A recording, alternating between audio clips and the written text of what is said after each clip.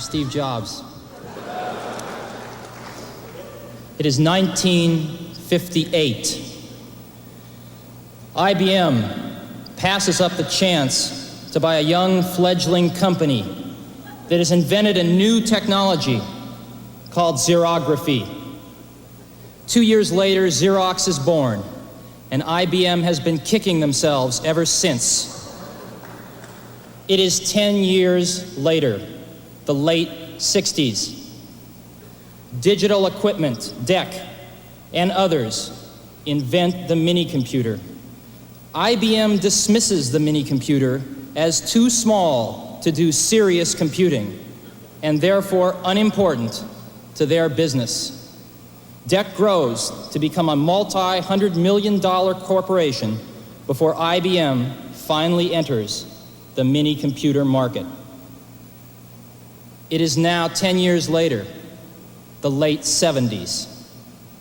In 1977, Apple, a young, fledgling company on the West Coast, invents the Apple II, the first personal computer as we know it today. IBM dismisses the personal computer as too small to do serious computing and unimportant to their business. The early 80s, 81. Apple II has become the world's most popular computer, and Apple has grown to a $300 million company, becoming the fastest growing corporation in American business history. With over 50 competitors vying for a share, IBM enters the personal computer market in November 81 with the IBM PC. 1983. Apple and IBM emerge as the industry's strongest competitors, each selling approximately $1 billion worth of personal computers in 1983. Each will invest greater than $50 million for R&D and another $50 million for television advertising in 1984, totaling almost $250 million combined. The shakeout is in full swing. The first major firm goes bankrupt, with others teetering on the brink. Total industry losses for 83 outshadow even the combined profits of Apple and IBM for personal computers. It is now 1984. It appears IBM wants it all. Apple is perceived to be the only hope to offer IBM a run for its money. Dealers, initially welcoming IBM with open arms, now fear an IBM-dominated and controlled future. They are increasingly and desperately turning back to Apple as the only force that can ensure their future freedom.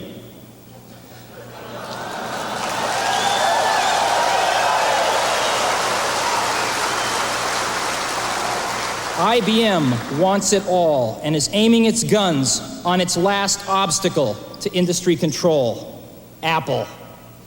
Will Big Blue dominate the entire computer industry? The entire information age? Was George Orwell right about 1984? For today we celebrate the first glorious anniversary of the Information Purification Directives. We have created, for the first time in all history, a garden of pure ideology, where each worker may bloom, secure from the pests of vain contradictory thoughts. Our unification of thoughts is more powerful a weapon than any fleet or army on earth. We are one people, with one will, one resolve, one cause.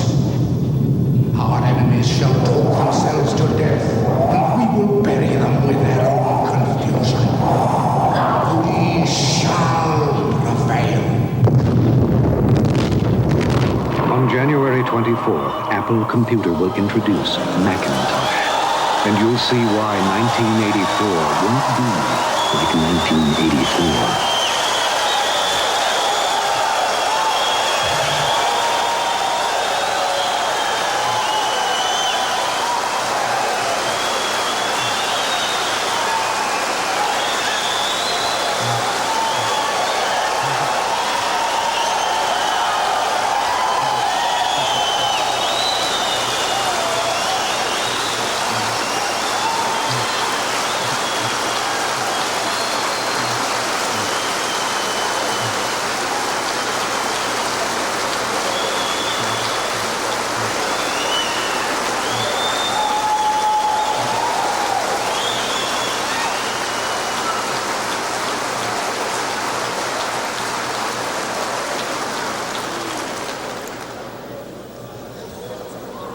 That ad is going to run 1 week before Macintosh is introduced.